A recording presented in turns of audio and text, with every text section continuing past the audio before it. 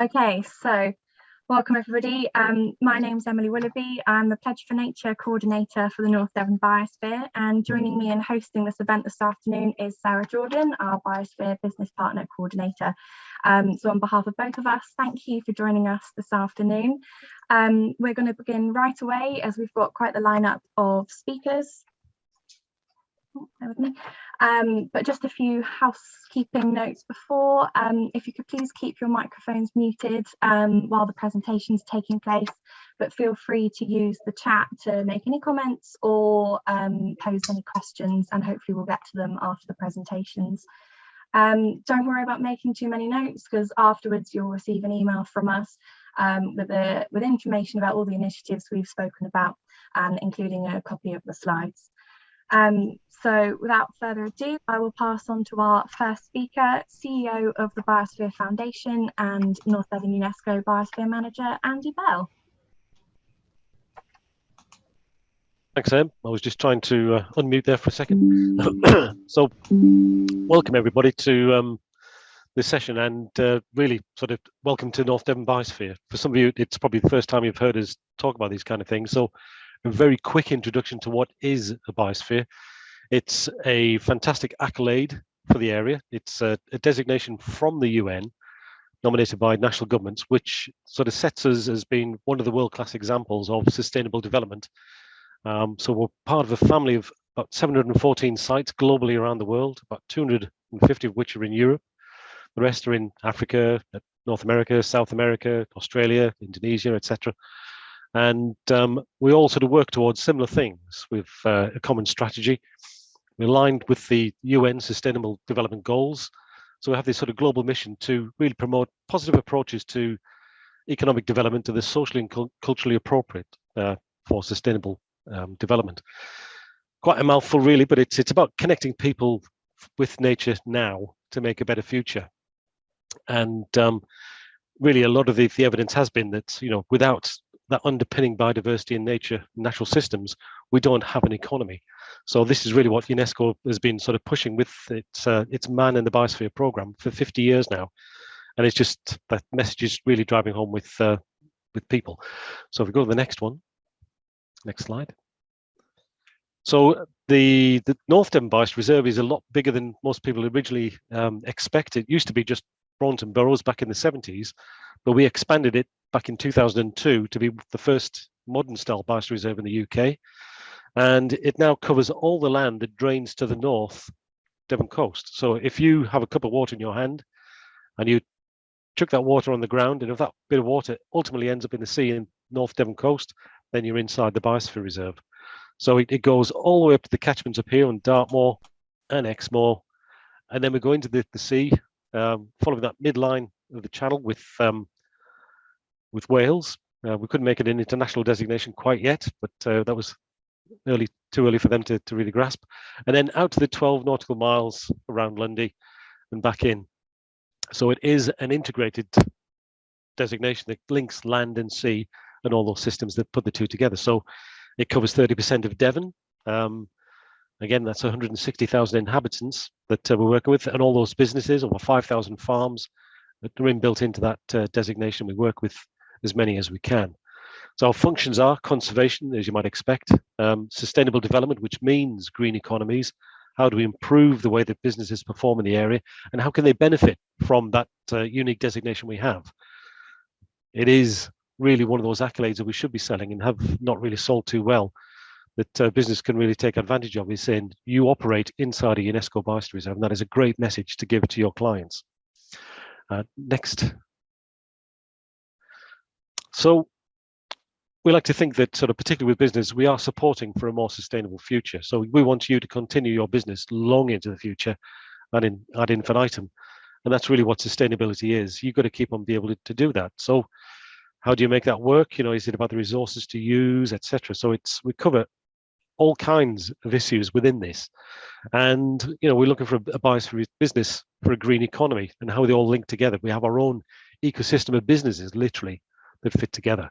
So we deal a lot with tourism, land-based, as I say, farming, forestry, etc., but also the manufacturing side as well as the service industry. So this Biosphere Reserve Business Network was originally set up has been a tourism angle to try and sort of win the people around with that way to use the natural assets much more favourably for that link.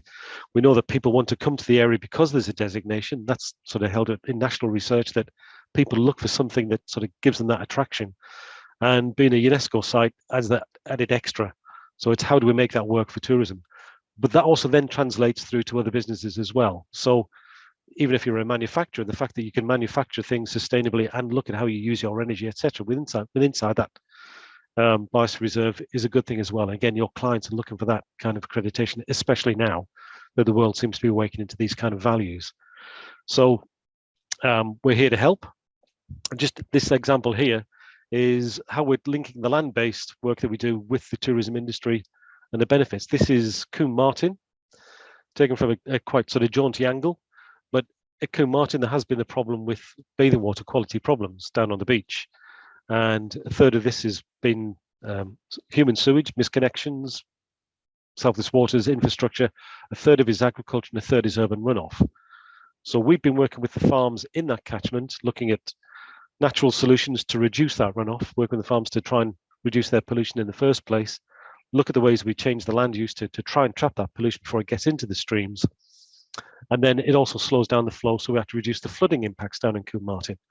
So all of these make the community in Combe Martin a bit more sustainable in how it approaches things.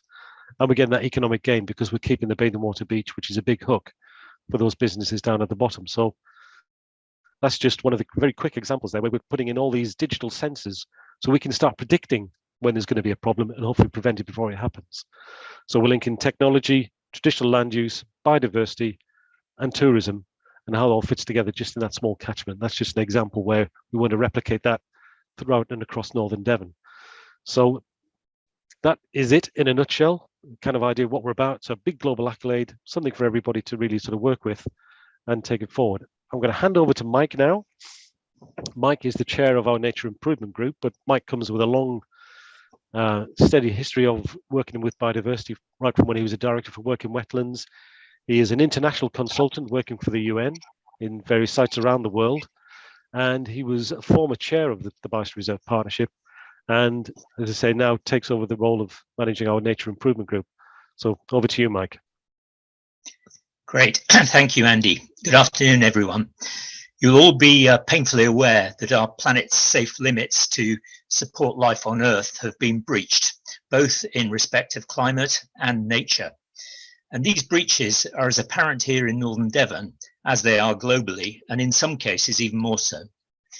I'm sure most of your businesses already have sustainability policies and practices in place. However, while many businesses are contributing to the circular economy and net zero, few have specific commitments to tackle the ecological emergency because it's a very complex issue. Although I know there are some wonderful examples attending today.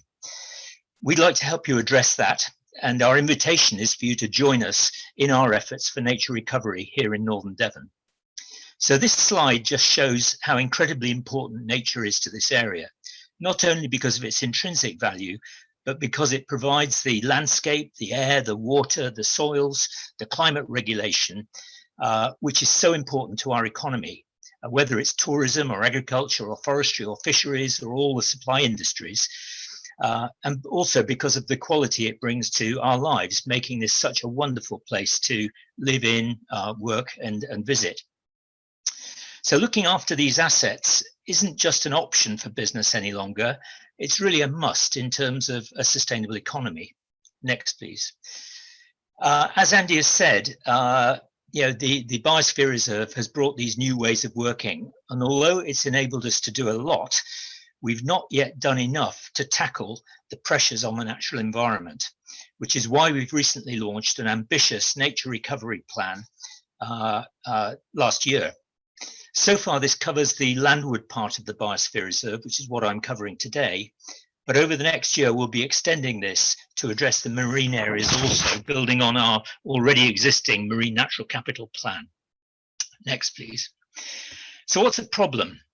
Well, nature has been declining here for centuries, but recent decades have seen a marked acceleration such that nature is increasingly now confined to small fragments of the landscape where it's continuing to fade.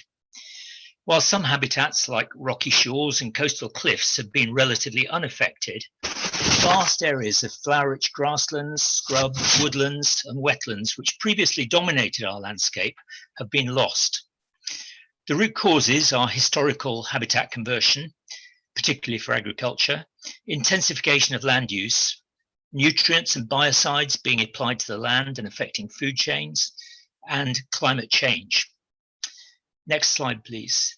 This aerial view of the Tor, which is really a typical view of the inner part of the Biosphere Reserve, you can see how our woods, which already the UK has among the lowest proportions of woodland cover of any country in Europe, but you can see how our woods are now isolated, unconnected fragments fenced off from the grasslands and arable fields, which are often very intensively managed as well and support very little biodiversity. The floodplain wetlands along the Tor have disappeared, with the river constrained to a narrow corridor where water quality is seriously impacted by upstream practices. The natural dynamism of the landscape is missing. Soils are becoming degraded. 44% of our breeding bird species are in significant decline or have been lost. And the Atlantic salmon, for example, is already heading towards local extinction. Next, please. Urban development has, of course, also had a local impact, particularly near the coast, but it is often on land that is already poor for wildlife. And in the biosphere, we don't think this sort of development has yet been at a scale to be a real driver for the decline that we've seen in nature. Indeed, urban and brownfield sites often have many unrealized opportunities for creating green spaces for wildlife. Next, please. So what are we doing about it? Well, our ambitious nature recovery plan aims to put nature back into recovery mode across northern Devon by 2030. It's going to take a while to turn things around. It was designed by more than 50 specialists, and it's divided into 5 action plans, which set the key priorities for the different habitats. I can only give you a flavor of what we aim to do, but this includes, next please, making space for nature. Now, this is probably the most important thing to be done through habitat restoration and creation, making more flower-rich grasslands, woodlands, and wetlands, and creating connectivity between these different habitats. Next, please. Species recovery and reintroduction is very important. We're focusing on some of our Devon special species, like the dormouse here on the left, the migratory shorebirds, which come to winter on the Tor Turridge estuary, but are finding real difficulty finding safe places to roost because of the increasing disturbance on the estuary in recent years. And we've got some really exciting projects for reintroductions of species like the beaver or the water vole. The beaver is a fantastic ecosystem engineer, which can really make a difference in recreating some of the habitats that we're after. Next, please. We want to integrate nature into farmland and urban areas through regenerative agriculture, through encouraging farmers to work with us and go into new environmental schemes, and putting nature into urban areas through new planning and development measures. Next, please. And most importantly, this has to be done through engagement and collaboration with the whole community, which is why we're here today. We want to work with the farming community, with businesses, with schools, with parish councils, and with community groups, really to make more space for nature. So how can you help? Next slide, please. Well, we think we know what needs doing, but we absolutely need your help. And I've listed here 8 items where I think really you can make a difference, and every single business can make a difference. There's no single recipe, but each of you can play your part with some of these different things. We'd like you to start off by joining us on this journey and invite you to sign our Nature Recovery Declaration. We've already had over 500 signatures, including many businesses. We'd like to double that today with the number of businesses that have signed up. Emily will explain how we can do this. We'd like you to consider becoming a Biosphere business partner, and Sarah will say a few words about that. We'd like you to make space for nature on the land that you own, the buildings that you have, through putting in trees and scrub, wildflower patches instead of crisply mown lawns, ponds, log piles, and nest boxes. Swift nest boxes, for example, on buildings can make a huge difference to this declining species. Reducing your impact through avoiding impacts on nature, and then particularly find ways to support nature recovery in your community and across the biosphere. We've had some fantastic examples of that. Marsden's Devon Cottages, for example, puts £1 at the bottom of every rental bill. And over the last few years, they've raised thousands of pounds, which have helped us to implement many of these projects. And I think one of the businesses here today, Panoptic Motion, they have provided some absolutely stunning promotional videos for us to support our work. So there are many ways you can work in that respect.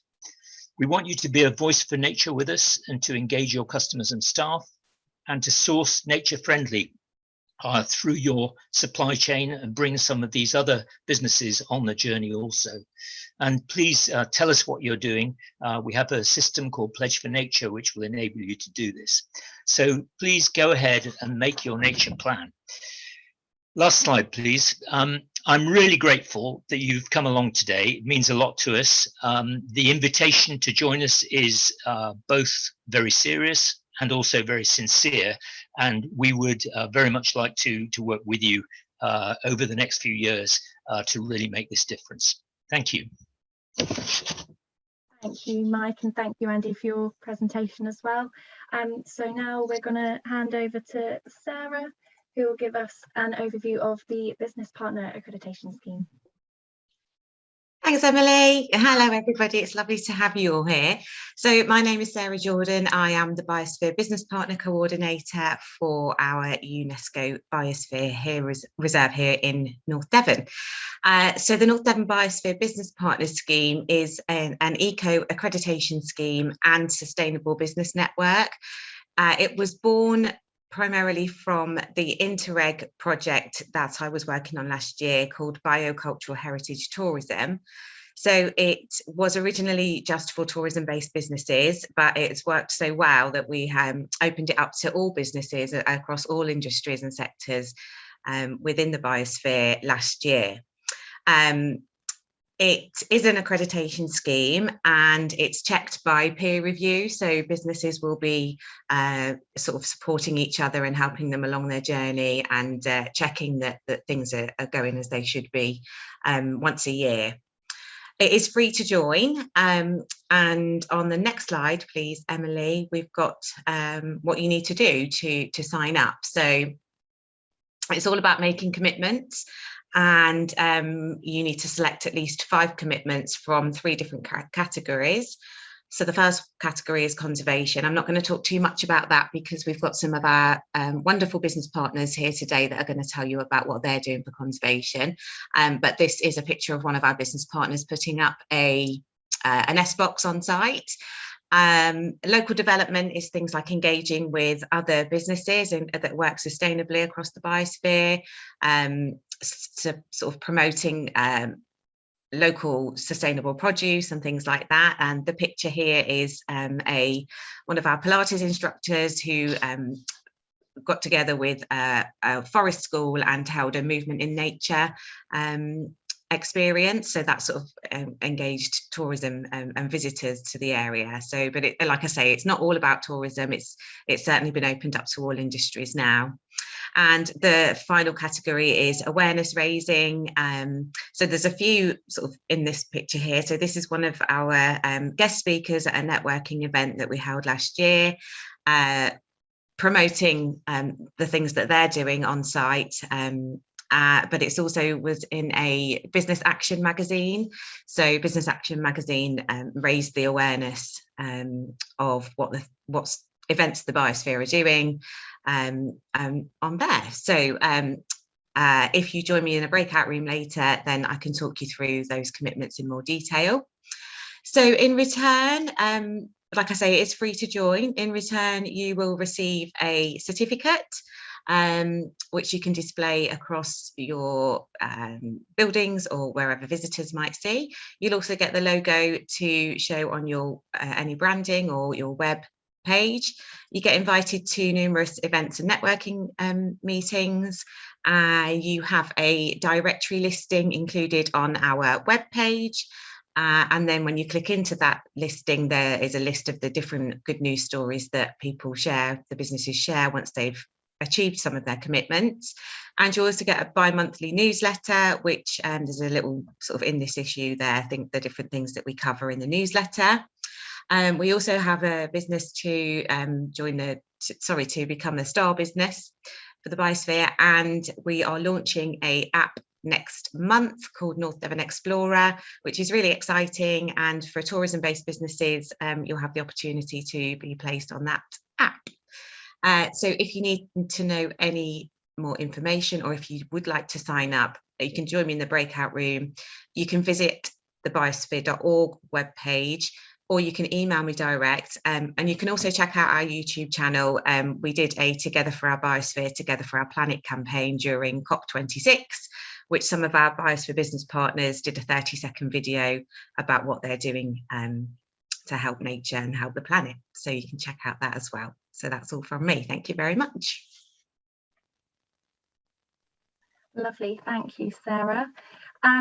So if you missed my introduction at the start, my name's Emily. I'm the Pledge for Nature coordinator for the North Devon Biosphere. And Pledge for Nature is a wonderful project, more of a campaign that empowers and galvanises action for nature improvement and increasing biodiversity across the biosphere. So it includes working with individuals, households, schools, businesses, farmers and landowners, and local authorities and wider organisations as well. If I just show you our pledge map. So I'm not sure if you've been on the Pledge for Nature website before, but it's a lovely resource really that shows you all the different initiatives you can take to improve nature in whatever green space you have. So these are the pledges that have been made across the biosphere, and you'll see that some have been made outside of the biosphere as well, which is really good. All in all, we've got nearly 900 pledges, which involve nearly 3,000 people across the biosphere, which is absolutely fantastic. It's really good to see that it's really growing momentum. So each pin on the map represents a different kind of pledge. So from creating a nature plan, like Mike mentioned, installing a bird box, creating a wildflower patch, planting a tree, things like that. And it documents all the work that people are doing, and it's something that we really like to celebrate. So as Mike mentioned, one of the first steps that we'd really encourage individuals and businesses to do is to sign the Nature Recovery Declaration. You don't have to do it now, but I will pester you to sign it after this webinar. But it's really an opportunity to have a look at the nature recovery plans and support our vision for nature recovery by 2030 across the biosphere. And you can just see a list there of the businesses and organisations and schools that have already pledged their support for us for the Nature Recovery Declaration so far. As Mike, well, echoing what Mike mentioned, we need action from everybody now. It'd be really brilliant to see many more businesses sign up with our nature improvement strategies. I've got lots more to talk about Pledge for Nature and the Nature Recovery Declaration. So I'll be hosting the main room during the breakout sessions, but we'll remind you of that later. We have a website, which is also where Sarah's business partner scheme is held as well, so you can have a look at that afterwards as well. And my email is there if you want to get in contact as well. But before that, we're going to hear from Beccy, who's going to be talking about the North Devon Marine Wildlife Aware Scheme. Hello everyone. This is the new accreditation scheme, which follows on from the previous scheme. Some of you may remember it was finished back in 2016, and it originally just covered skippers and anyone who was a boat operator, including divers. So this scheme was redeveloped through consultation, and we went out to the different businesses to say, what is it that you would like from an accreditation scheme? And we have opened this time to any business that's on the coast or operates in the marine environment. So the reasons why we actually need this, obviously North Devon is absolutely full of loads of marine life, and we need to protect that marine life, but at the same time we need to protect people's businesses and livelihoods. So the two need to work in collaboration together. So an accreditation scheme provides support for businesses whilst also ensuring the safety of the species around the coast. Could you move on for me, please, Emily? Thanks. So how can you actually get involved? If you go to the Biosphere website and look under what we do, there's a marine section, and within there you'll see the accreditation box. If you click on there, there is a link for you to complete, and once you've done that, you'll receive an email from us providing you with details of how to access the Marine Wildlife Aware scheme. Could you just go back one for me? So it's just got the one before. Thank you. How to actually go to the actual scheme classroom, and on that classroom, which is held by Google Classroom, you'll find that there's different sections for you to complete in terms of training. So there's species of North Devon, the legal bit, and there's also a sustainability section. For each of those, there are training sessions, which are little videos. They're not very long. And then you can also complete a quiz. Once you've completed those quizzes, that's when you can actually gain accreditation. So one thing we do require, is for you to sign a code of conduct agreement. The one thing that's different this time is you can join this as a business or you can join it as an individual. So there's slightly different forms, but basically you're just saying that you will abide by local codes of conduct and that you'll take part. So there's more information. I'll be in one of the breakout rooms later, so you can find out more then. In terms of what benefits there are to you, well, you'll be promoted on the North Devon Biosphere website and also the Lundy website as an accredited operator. You're also going to be promoted on the new Explorer app, which you've just been told about. And the one thing that's quite nice about this is it does support you if you wanted to put an application into the Sustainable Business Award, which would be really good recognition for your business. You'll also be provided with lots of further resources, which you'll find within that classroom. And there's regular webinars to update you with further information and support. And we also have a Facebook group, especially for members. You can use the accreditation scheme logo to promote your business, and we know it really does because it certainly had quite an impact last time. And also the opportunity to join networking and events run by North Devon Biosphere. Hope you'll join us.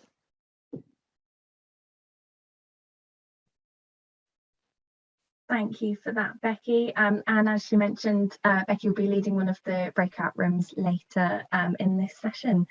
So we're going to welcome Tom from Skern Lodge, who's going to be giving an overview of his conservation pledges at Skern Lodge. Hi, thank you, Emily. Cheers, guys, for the previous speakers. It's been fantastic listening to the hundreds of hours of very hard work distilled into 3-minute sections and delivered so coherently for the rest of us. So thank you very much. As Emily introduced me, my name's Tom, and I'm one of the staff team members at good old Skern Lodge. And before I worked in outdoor education, I worked in environmental conservation, and I've held posts across the UK, and I currently find myself in North Devon working at Skern, which is nicely summarised, I think, in a few bullet points that Emily's going to treat us to coming down the stage there. Skern obviously pre-exists me, and it was founded in 1976. But the ethos haven't really changed since founding in Appledore. Just the idea of trying to provide the highest standards in all aspects of our business, all the way from delivery of outdoor activity sessions, but also in running the place fairly sustainably. So there's a view of Skern Lodge only sort of shared by the birds and low-flying drones, I suppose. And that's the view that I enjoy the most. So that is Appledore in the far distance there that I'm sure all of us have enjoyed a clean tea at. You've got Braunton Burrows, which Andy spoke of previous in our call. And of course, the Skern of Skern Lodge there. Lots of people come and stay overnight at the sort of fairly Spartan dormitories. I'm sure we might all remember our sort of primary school trip away dangling off of elements like this, being held by a very, very trustworthy instructor at the base rope there.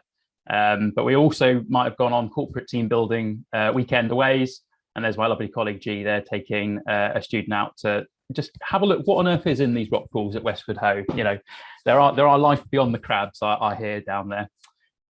What's next? Oh yes, and of course we use the waterways as well. So we have an on-site pool at Skern, but we often use the pool to get students and kayakers ready for an adventure down the Torridge or the Tor, which feeds into that estuary environment that we all love so well.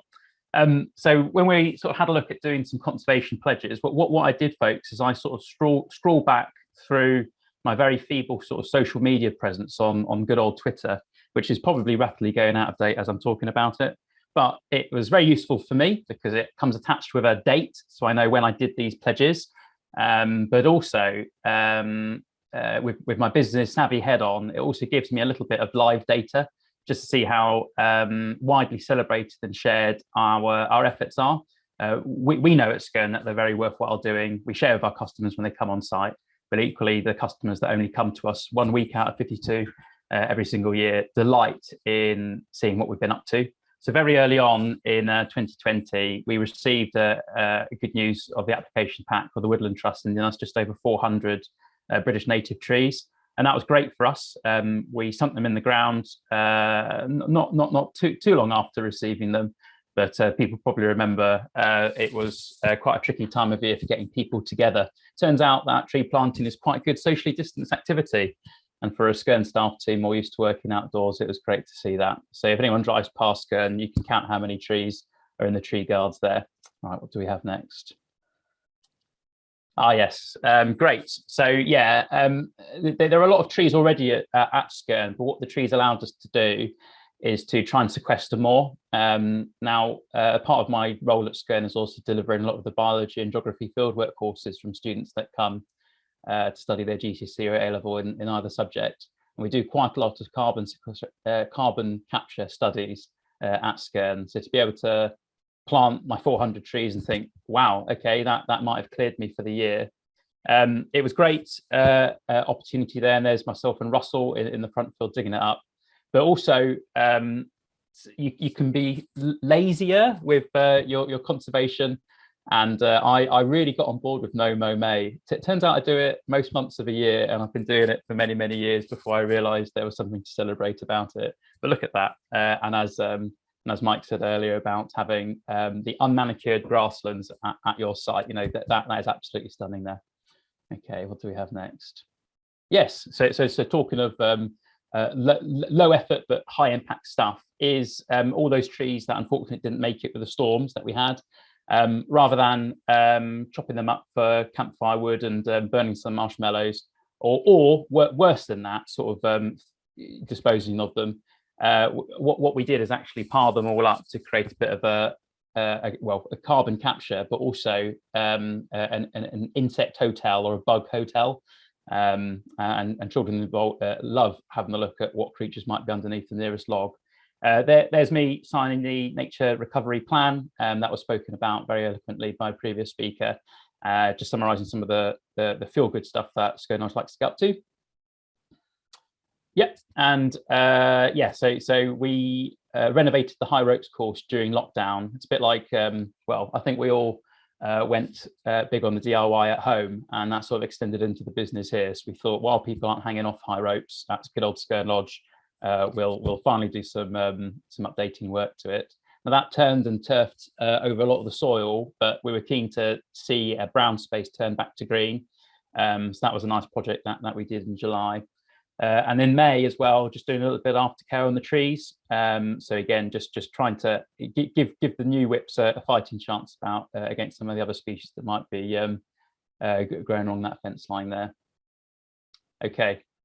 Yeah, all right. So Emily's very diligently helping me with the slides here. Also very diligently got in contact with me and suggested that she's laid her hands on some yellow rattle seeds. Now, I was really pleased to see yellow rattle offered to us, because in a previous post, when I worked in Biggin Hill in South London, looking after chalk grasslands, yellow rattle is a fantastic plant for landowners to get to know better, and can be a great ally, I think, to increasing biodiversity. The picture on the right there is our subterranean tunnel system, and it's great for the kids, but our grounds team agrees that it's a bit of a handful, making sure that it isn't overtaken by brambles and remains accessible for children to get lost in or explore. And the yellow rattle was great to sow across the top there, and I can't wait to see how that bit of grass turns into a meadow. So yeah, in summary then, in terms of receiving support at Skern, everything around the outside of the screen there. So ALA are our licensors. We've also got an adventure mark and so on. Now there are sort of core licensing that allows Skern to do some of the activities that I've spoken about, the kayaking and the high ropes, and even the rock pooling, you better believe. And there's certain quality badges in there as well that mean that we're not only safe, but we're also really blooming good at doing the education that we invite customers and children from across the UK to come and enjoy. So we've also treated, therefore, the Biosphere Business Partner badge as seriously as we do with our insurance and our activity licensing. And it's only through that, by taking it as seriously, that we've been able to achieve a lot of the pledges that we've been happy to show over the years, and hope we've been a really good advocate for the scheme. That's the last slide. Thank you, Emily. Thank you very much, Tom. Thanks so much for that. Okay, next we have Ben from TCIGB. Thank you, Ben. Hi, we can go on to the first slide, please. At TCI, we do, our main bulk of our business is in commercial and industrial construction. So we have a number of different sort of routes that we can attack conservation from. So I just thought I'd focus, the first one really is on what we've been able to do with our own premises. And actually we've had a bit of an upgrade, because our old premises, the top left photo there, was just a bit of a concrete basin. And on an industrial estate off the Clovelly Road. We didn't have an awful lot of scope to do very much, and we knew we were moving anyway. On the right hand side there's a sort of overview photo of the industrial estate we built in Rounswell, which is where we're now situated. At the back of that, across 5 units, where the little TCI logo is above the trees there. Just to give you an idea of some of the things we've been able to do, the green lines there indicate the wildlife corridors that we were incorporated into the design in the first place. And so that means that just outside the back of our premises now, we have actually got space with a small amount of woods, a strip of land that's quite natural. We've been able to so far put up some little bug hotels in the trees there. And across the bottom there, we've actually got bat boxes incorporated in all the buildings that we put on this one as well. And we're about to put some recycled pallet wood bird boxes in the back of the trees. Just a little note on those, I actually managed to find a really easy design, the right hand side one, you can't see very clearly, on the Devon Wildlife Trust website itself. So if you're looking for inspiration, it's a really easy way to make a bird box in about 3 or 4 cuts out of any old bit of pallet wood, which is really, really good. We've got a lot of landscaping plans. We're hoping to put a wormery in, possibly a wildlife camera, to then actually find out what is using our bird boxes and bat boxes and everything. So that's our little bits of ground that we control part. The next slide, please. Is our major sort of development that's centered around our carbon offset tree planting. We've acquired quite a large amount of land, of which currently the plan is to plant 9 acres of trees. I've seen the figures yesterday, and it apparently adds up to 7,800 trees, which sounds like an awful lot of trees to me, and an awful lot of planting to do.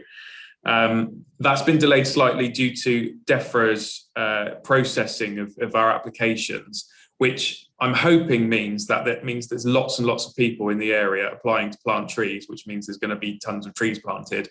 But we were hoping to be planting last autumn. That's going to flow into this year now, but still very much the plan, and very much the emphasis is on native species, encouraging biodiversity in farmland.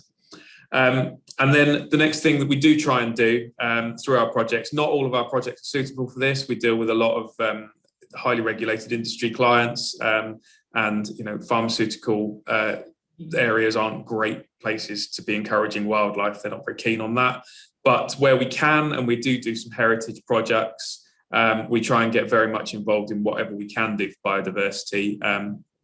There are obviously certain restrictions as well, so we have to do things like bat surveys, but it's making sure that we do follow the rules, follow and comply, and do the right thing. But at the same time, we've currently got a project on the go where they have asked, well, we found a bee's nest which apparently has been identified as native British black bees as well. And I'm off down there tomorrow to go and do a little bit of inspection camera work to locate where they are, and we'll be removing them and making sure they get rehomed and rehived. And what was really nice about that was that we've obviously got the culture here that meant that the guys on site and the guys looking after the project understood that this was something that we needed to do something about, and came back to me as part of the sustainability at TCI to say, what do we do? So we've come up with a plan, which I think that helps to show that, you know, we've got people that hadn't recycled anything before they started working here, and now we've got a culture. So that's really good. So, and that's us out of time.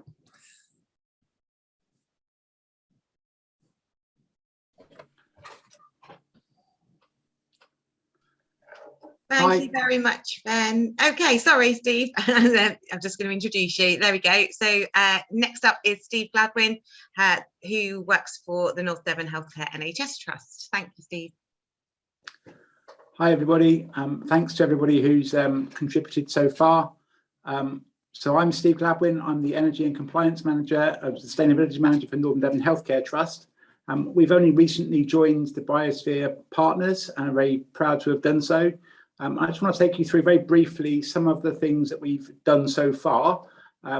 We're very fortunate that we've got a large number of sites across North Devon, but for most of those, we've put in a combined heat and power unit. We've put a lot of solar in, some biomass boilers. If you go on to perhaps the next screen for me, Em. So there's just some of the pictures of the CHP, the solar, and all of that is part of our journey to net zero, which the NHS is really keen to do. So again, there you can see some of the LED lighting and a new chiller up on the roof up at North Devon. Lovely views from up there on a lovely clear day.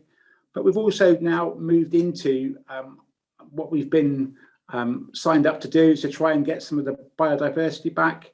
A bit like Tom, we've done no May, or we have big areas of the main site where we don't mow for large periods of the year. Emily, again, very kindly gave us some yellow rattle seed, and we've made a real effort to try and get it planted. And a bit like Tom, we're looking forward to that coming back up.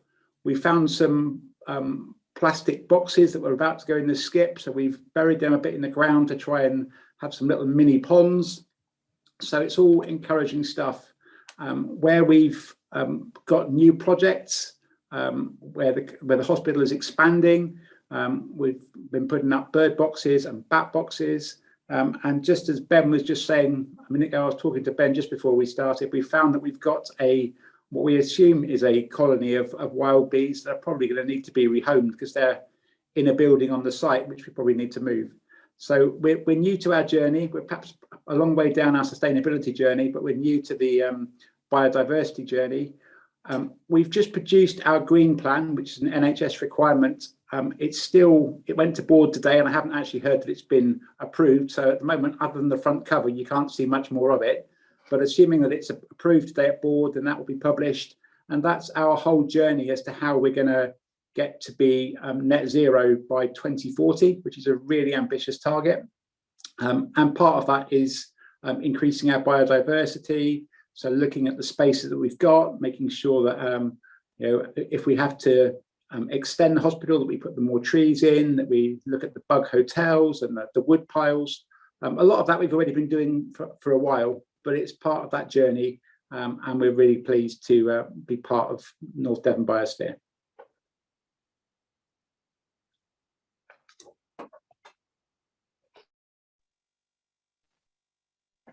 Thank you, Steve. That was a really lovely overview of what you guys are doing up at the hospital.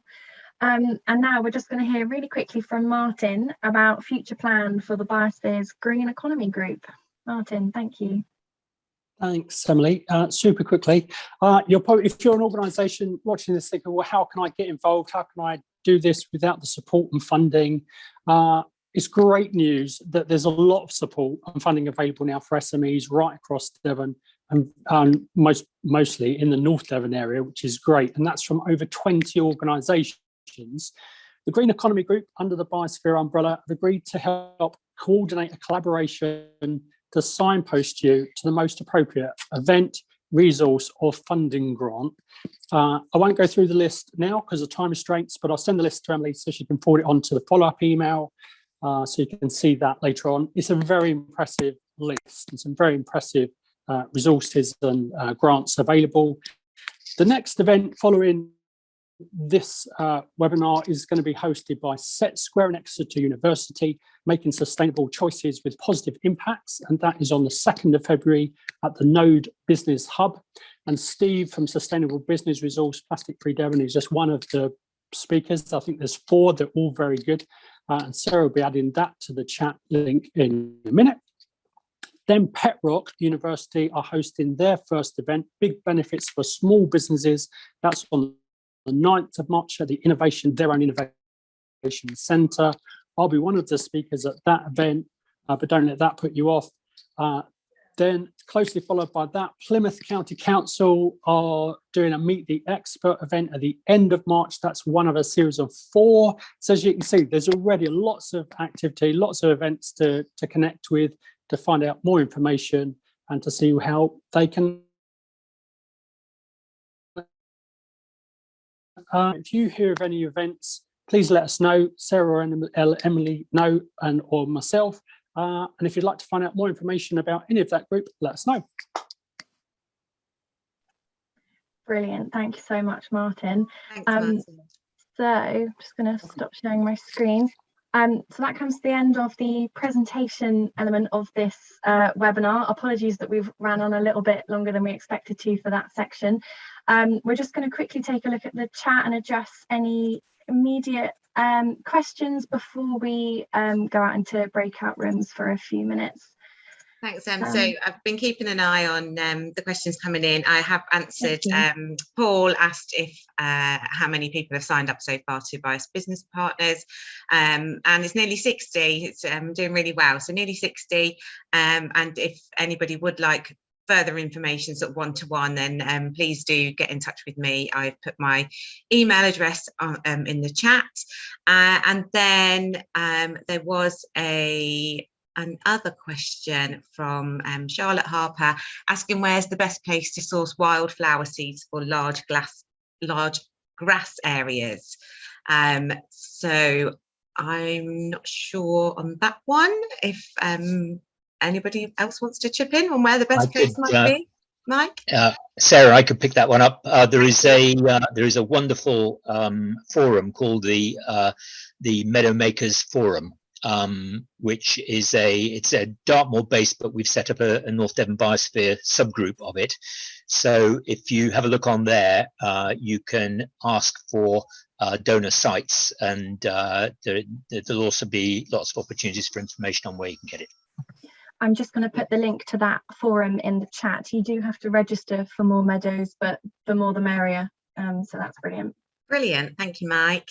Thanks, Em. Yeah, and that's all the questions come through so far on the chat. Oh, brilliant. Okay, right. So now, as we've got a few minutes left, we're just going to go out into some breakout rooms.